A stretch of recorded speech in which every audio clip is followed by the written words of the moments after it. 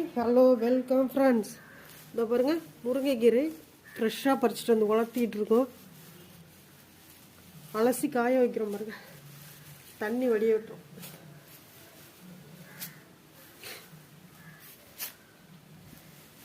இதெல்லாம் வந்து இப்போது முருங்கைக்கீரை சாதப்பொடி அரைக்கிறதுக்காக ரெடி பண்ணிகிட்டு இருக்கோம். அங்கே பார்த்தீங்கன்னா முடக்கத்தான் பொடி அரைக்கிறதுக்கு முடக்கத்தான் பொடி காய வச்சுட்டு இருக்கோம். என்னென்ன பார்த்தீங்கன்னா பிரண்டை இப்போதான் இன்னும் கொஞ்சம் ஒரு 2 days ஆகும். இது இன்னும் நல்லா காயறதுக்கு ரொம்ப நல்லா காஞ்சிட்டு இருக்கு. அதுக்கு பார்த்தீங்கன்னா முருங்கைக்கீரை சாதப்பொடி செய்யறதுக்காக அதை ரெடி பண்ணிட்டு இருக்கோம். இதெல்லாம் ப்ராசஸ் முடிஞ்சிருக்கு, காஞ்சிருக்கு. இது வந்து மணத்தக்காளி பொடி செய்வதற்காக கொஞ்சம் கொஞ்சமாக செஞ்சுருக்கோம். இது முருங்கைக்காய் சாதப்பொடி செய்கிறதுக்காக, அப்புறம் முருங்கைக்காய் எடுத்துகிட்டு வந்துருக்கோம். கொஞ்சம் கொஞ்சமாக அப்படியே ப்ராசஸ் பண்ணுறது. இது பிரண்டை நல்லபடியாக நல்லா சூப்பராக இருக்குது செய்கிறதுக்காக, பிரண்டை செய்கிறதுக்காக அருமையாக. இது பார்த்திங்கன்னா பூண்டு பொடி செய்கிறதுக்காக பூண்டு கடந்த 1 வாரமாக இது காயுது. பூண்டு பொடி அப்படியே நுணுக்கி வச்சுருக்கோம்.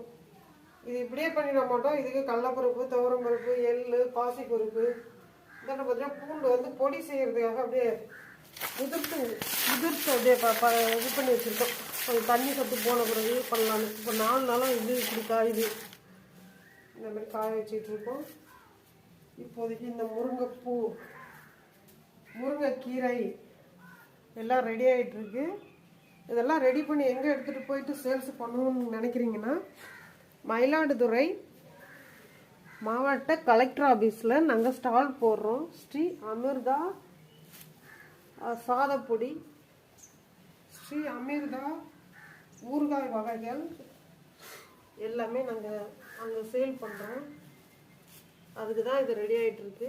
மாயவரம் கலெக்டர் ஆஃபீஸுக்கு நீங்கள் அங்கே வந்தீங்கன்னா எங்களை பார்த்தீங்கன்னா இந்த பொருளும் வாங்கிக்கலாம். இங்கேருந்து பார்த்தீங்கன்னா கருவேப்பிலை பாருங்கள், கருவேப்பிலை காய வச்சு கடந்த 2 வாரம் வச்சு இதில் பதப்படுத்தி வச்சுருந்தோம். இப்போ ஒரு நாளைக்கு செய்ய போகிற காரணத்தினால இதையும் கொஞ்சம் அப்படியே நிழல்ல அப்படியே சவுண்டு வருதுங்களா, நல்லா காஞ்சிருக்கு பாருங்கள். ஆனால் கொஞ்சம் எடுத்து 1 வாரமாக வச்சுருந்ததுனால மறுபடியும் ஒரு லேசாக அப்படியே காய வச்சுப்போம் அப்படின்றதுனால, நிழலில் தானே காய வைக்கிறோம், அதனால் நிழலில் போட்டு வச்சுப்போம் அப்படின்றதுக்காக இதை பண்ணிகிட்ருக்கோம். அப்புறங்க இந்த முருங்கைக்கீரையில் பிஞ்சு இருக்கு பூ